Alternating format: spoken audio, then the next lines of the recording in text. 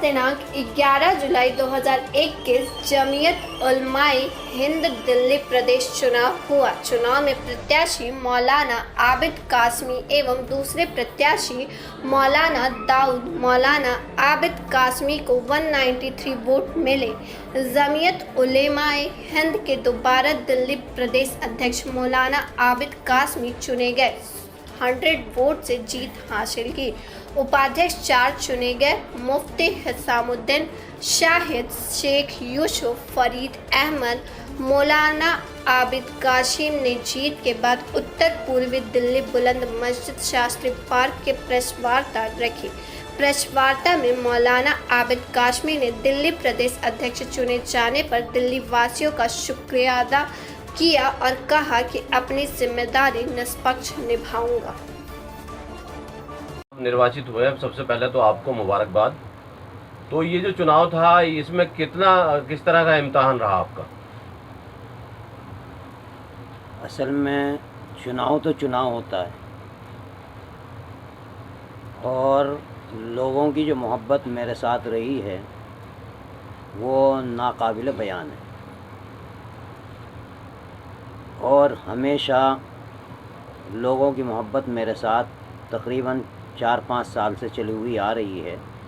पहले टर्म में भी लोगों ने के ताउन से अल्हम्दुलिल्लाह दिल्ली में आप हजरात ने देखा कि कितना काम हुआ, तो लोगों की बात समझ में आई, तो अब भी लोगों ने मोहब्बतें दी। एक मिनट, आवाज़ नहीं आ रही। मौलाना साहब, आपका मुकाबला किस कैंडिडेट के साथ था? असल में जमीयत उलमा हिंद के अंदर मुकाबला कहना ये तो गलत होगा। मुकाबला आराई तो वहाँ होती नहीं, क्योंकि ये मजहबी जमात है, बुज़ुर्गों की जमात है। इसके मेरा मतलब चुनावी मुकाबले से है, तो चुनाव में तो मुकाबला ही था ना। कवायद और ज़वाबित होते हैं, उन कवायद में कोई भी मद्दे मुकाबिल होते हैं लोग, बहुत सारे लोग होते हैं। आपके चुनाव में 2 कैंडिडेट थे, 2 उम्मीदवार थे, तो ये अगर मुकाबला ना माना जाए, इसे मोहब्बतें, दुआएं, ये सारी चीज़ें वोट डालने के बाद ही तो मिलेंगी। अगर किसी ने वोट ना दिया आपको और मोहब्बतें, दुआएं देता रहा, तो आप चुनाव नहीं जीत सकते थे। नहीं, अल्हम्दुलिल्लाह वो भी हमारे खैर खा थे, जो भी थे सब खैर खा थे और उन लोगों की मोहब्बतें भी मेरे साथ रही। आप अपने प्रतिद्वंदी का नाम लेने से बच रहे हैं, इसके पीछे भी क्या कोई सियासत है? नहीं, कोई सियासत नहीं। हमारी तो जमात ही सियासी नहीं है, मजहबी जमात है। और ये कहिए कि मज़हब में ये तो उसूल व ज़वाबित बना रखे हैं और उसूल व ज़वाबित से काम होता है।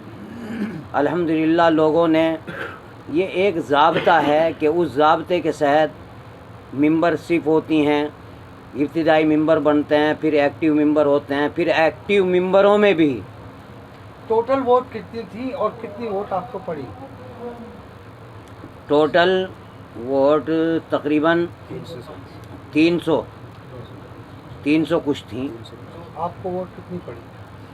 हमें लोगों ने, जो दानिश्वर लोग हैं, उन्होंने इसके बारे में कई ख्याल किए और ये अंदाज़ा लगाया कि जो जमीयत उलमाए हिंद है, कहीं ना कहीं सियासी तौर पे वो कुछ अपने पत्ते बिड़ा रही है।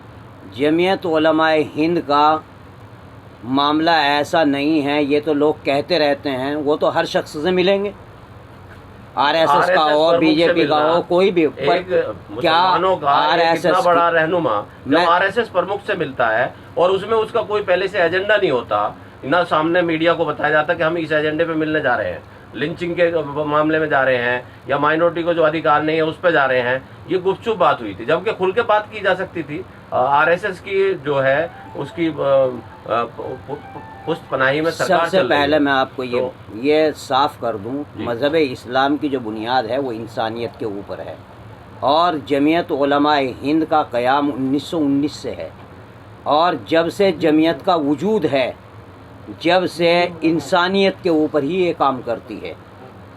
तो जमीयत उलमाए हिंद के लिए ये कोई मायूब चीज़ नहीं है। अगर हमारा फ़ायदा आरएसएस के प्रमुख से मिलने में हैं तो हम आरएसएस के प्रमुख से भी मिलेंगे। आप